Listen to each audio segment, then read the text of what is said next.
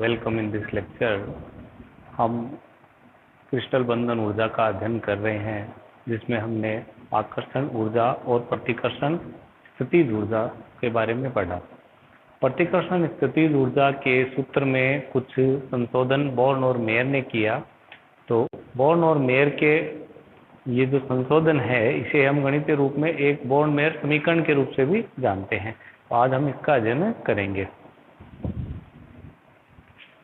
Born और mayor ने यह कहा कि प्रतिकर्षण जो स्थितिज ऊर्जा है, उसका जो फार्मूला है वो B × e⁻⁻r से दिया जाएगा, जिसे हम B/r⁴ से हम लिखते थे, वो न लिखकर बोर्न और मेयर ने प्रतिकर्षण स्थितिज ऊर्जा को चरघातांकी फलन बताया। तो अगर ये फार्मूला काम में लेंगे तो क्रिस्टल की जो कुल स्थितिज ऊर्जा है वो हम जानते हैं आकर्षण प्लस प्रतिकर्षण।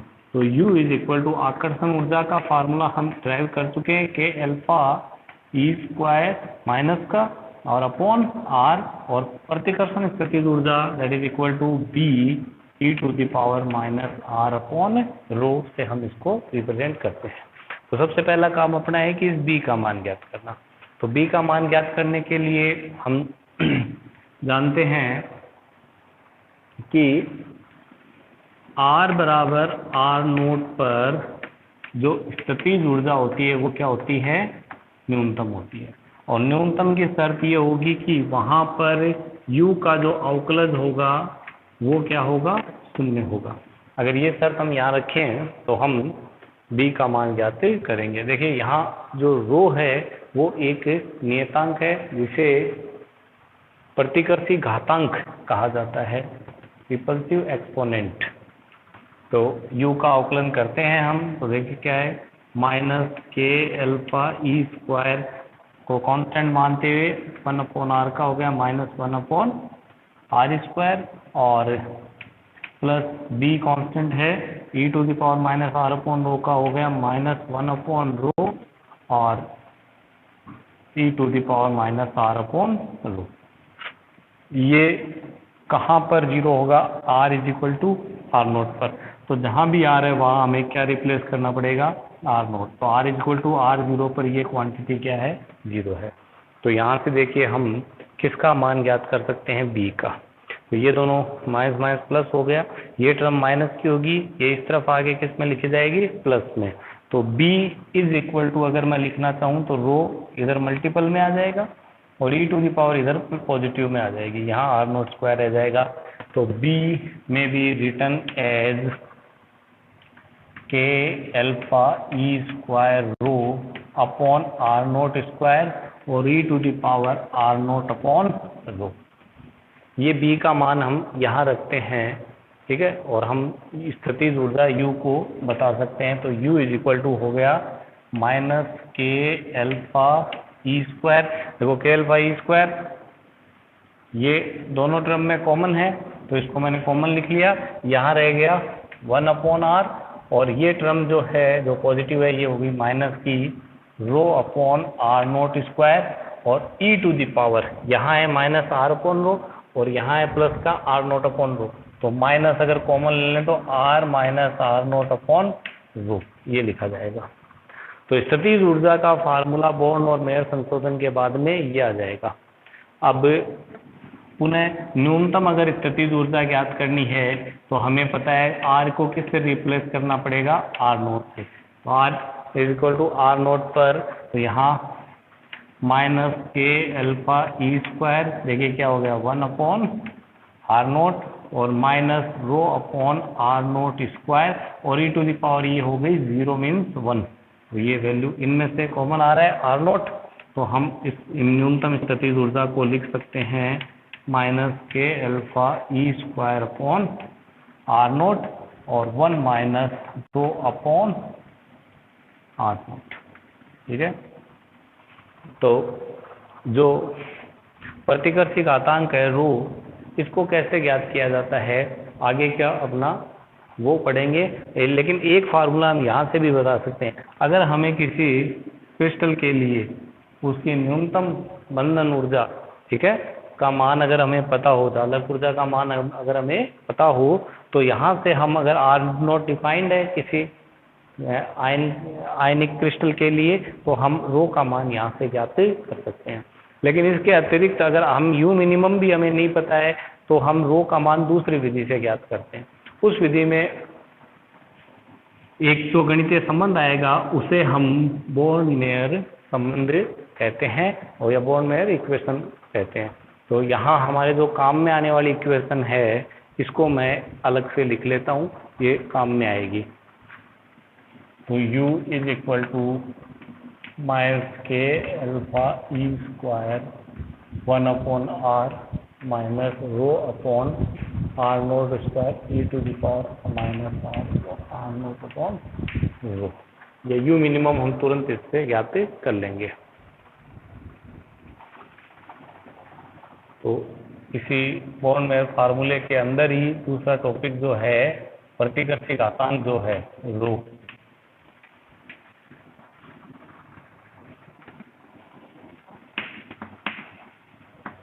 रिपल्सिव एक्सपोनेंट का मान ज्ञात करना।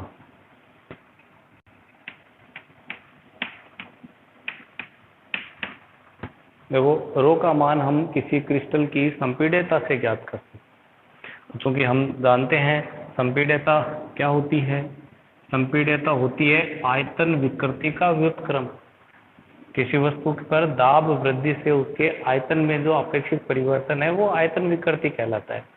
तो आयतन प्रत्यास्थता जो गुणांक है उसका व्युत्क्रम जो है वो क्या कहलाता है, उसके संपीड्यता। तो संपीड्यता किसी क्रिस्टल के लिए हम डिफाइन कर सकते हैं minus del v upon v upon del p से, ठीक है। क्योंकि संपीड्यता का व्युत्क्रम आयतन प्रत्यास्थता गुणांक होता है, वो होता है दाब बट्टे आयतन विकृति, तो ये इसका रिवर्स हो जाएगा। और अगर मैं इसको डेरिवेटिव के रूप में लिखूं तो ये लिखा जाएगा dv बाई dp और 1/v, ठीक है। अब यहाँ दाब और आयतन में परिवर्तन की बात हो रही है। किसी क्रिस्टल को अगर संपीड़ित करते हैं तो उस क्रिस्टल में हम ये मानते हैं कि उस उष्मागतिक प्रक्रम के लिए हम न्यून ताप माना जा सकता है। तो उष्मागतिकी का जो प्रथम समीकरण है वो काम में लेते हैं। तो उष्मागतिकी का प्रथम समीकरण क्या कहता है, दी गई ऊष्मा dq is equal to du plus pdv, आंतरिक ऊर्जा में वृद्धि प्लस किया गया उष्मागतिक कार्य।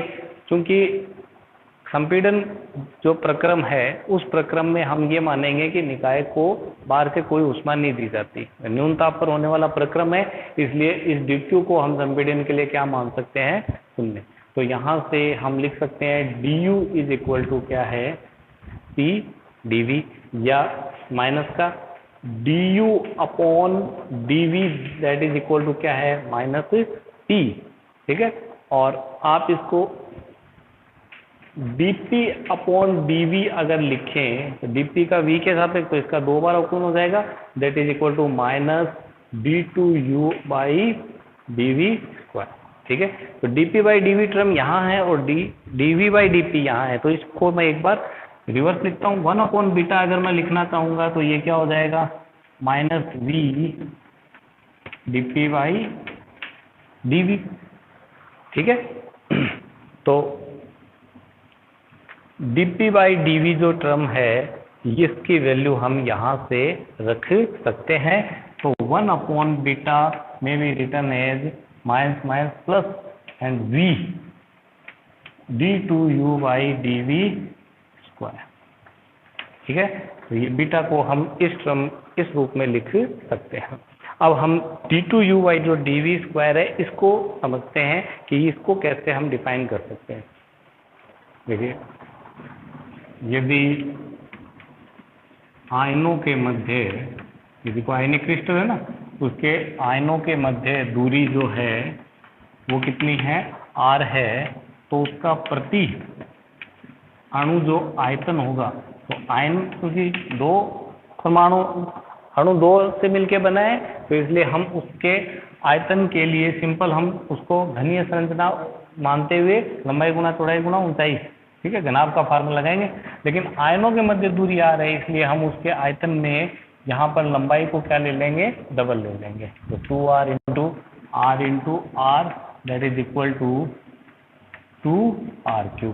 तो एक अणु का जो आयतन है वो कितना होगा, 2r3। इसको मैं रिप्रेजेंट करता हूँ v is equal to 2r3। आप मेरे को dv/dr बोले क्या आएगा, dv/dr हम जानते हैं ये आ जाएगा 6r²। ठीक है, नेक्स्ट du/dv जो है इसको लिखते हैं du/dr एंड dr/dv। देखिए du/dr, यहां से हम du/dr को डिफाइन कर सकते हैं, और dr/dv ये रहा, तो हम इसको इस टर्म में लिखते हैं। ठीक है, और चूंकि हमारे पास यहाँ है d2u/dv², इसका द्वितीय अवकलज, तो इसका सेकंड डेरिवेटिव ले लेते हैं। तो ये हो जाएगा d2u/dv², तो एक कांस्टेंट दूसरे का अवकलन, तो du dr कांस्टेंट, और किसका अवकलन हो जाएगा, d2r/dv², तो प्लस एक कांस्टेंट इसका अवकलन करेंगे तो ये हो जाएगा d2u/dr²। ठीक है, और विद रेस्पेक्ट टू v की है तो dr/dv जो कांस्टेंट है उसके अलावा एक dr/dv और आ जाएगा, तो ये हो जाएगा dr/dv का होल स्क्वायर। ठीक है, अब हमें इसको स्पेसिफिक किसी स्थिति पे बताना पड़ेगा। तो हम जानते हैं r बराबर r0 पर du/dr है वो क्या होता है, 0 होता है, लेकिन d2u/dr² है वो 0 नहीं होगा। तो यहाँ से इस टर्म को हम क्या कर सकते हैं, 0 कर सकते हैं, बट कंडीशन क्या रहेगी, d2u/dv² कहाँ, r = r0 पर। तो यहाँ से देखिए du/dr² में लिखा जा सकता है, ठीक है, बट dr/dv जो है वो होगा यहाँ से 1/, में लिखा जाएगा, लेकिन उसका जो स्क्वायर है तो ये लिखा जाएगा 1/36, और कंडीशन क्या रहेगी, r = r0। तो r = r0 पर ये क्या लिखा जाएगा, r0 लिखा जाएगा, ये आ जाएगा 36r0⁴। ठीक है, तो ये वैल्यू हमारे पास में आ गई d2u/dv² की, कहाँ, r = r0 पर। यहाँ ये स्पेसिफिक केस है, r = r0, ये हम साथ में इसके रिप्रेजेंट करते हैं। अब यहाँ अगर हम पुट करेंगे तो यहाँ भी हमें ये डिफाइन करना पड़ेगा कि ये r = r0 पर है। तो r = r0 पर इस इक्वेशन को हम यहाँ पर जो बीटा है इसको हम β0 से रिप्रेजेंट करेंगे, और यहाँ जो आयतन है इसको v0 से, और ये हो गया r = r0। अब क्या करें कि यहाँ ये वैल्यूज पुट करते हैं लेफ्ट हैंड साइड वाली टर्म की, यहाँ से तो ये वैल्यू रिप्लेस करेंगे इसको, तो ये क्या लिखा जाएगा,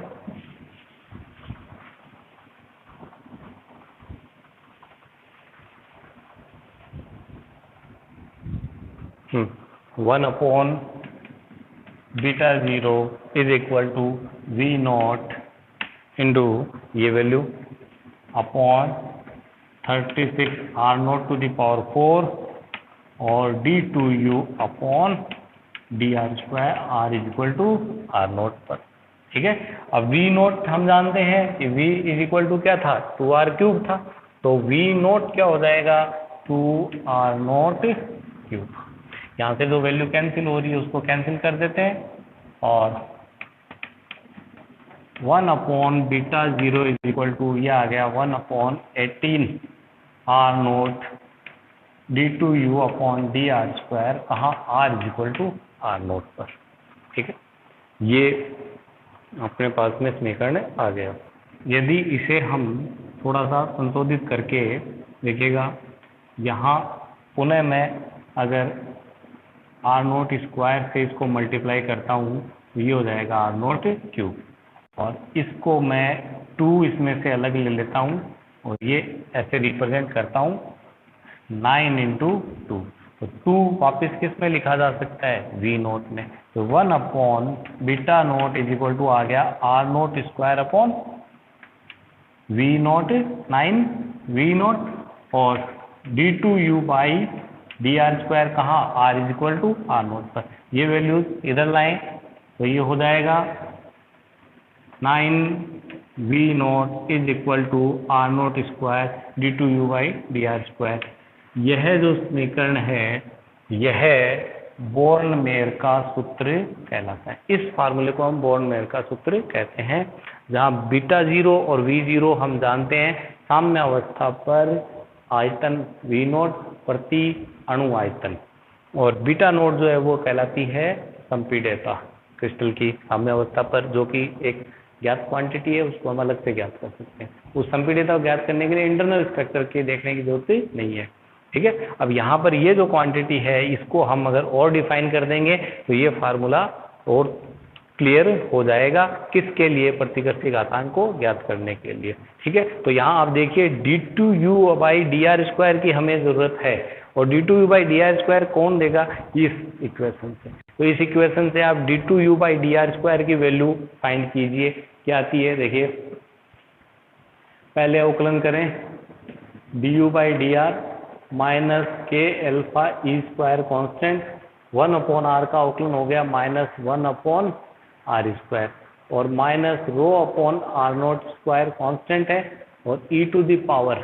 ठीक है, इसका जब अवकलन करेंगे तो वो माइनस आर वाली टर्म से क्या आ जाएगा, 1 अपॉन रो कॉमन आ जाएगा माइनस का, और बाकी E to the power minus are naught upon rho.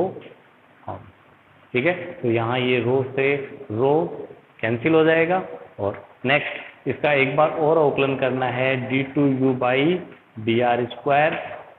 ठीक है, तो ये इस बार अवकलन करेंगे तो हम देखते हैं कि माइनस के alpha E square constant minus 1 upon are square का जो अवकलन है दैट इज इक्वल टू हो जाएगा माइनस का प्लस 1 अपॉन आर क्यूब और 2 माइनस 2 है घात, तो ये माइनस माइनस प्लस हो गया, और यहाँ पर प्लस है 1 अपॉन आर नोट स्क्वायर, और इस टर्म का अवकलन करेंगे तो वापस यहाँ से क्या आ जाएगा, माइनस का 1 अपॉन रो वापस आ जाएगा, और E to the power minus are naught upon rho रह जाएगा। अब कंडीशन क्या है कि r इज इक्वल टू क्या हो, r naught.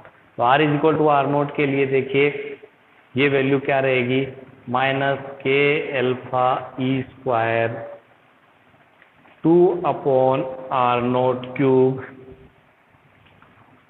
Minus 1 upon rho r naught square, और ये r naught minus are naught हो गया 0, तो e to the power 0 means 1, ये आ जाएगा यहाँ पे। ठीक है, इसमें से आर नोट क्यूब अगर हम कॉमन लें तो यहाँ 2 माइनस रह गया, आर नोट क्यूब कॉमन लिया है ना, तो एक आर नोट क्यूब ऊपर रह जाएगा, और ये जाएगा 2 minus are naught upon rho. ये किसकी वैल्यू है, d2u by D R square की r is equal to r naught पर। ये वैल्यू हम क्या करें, यहाँ रख दें, तो देखिए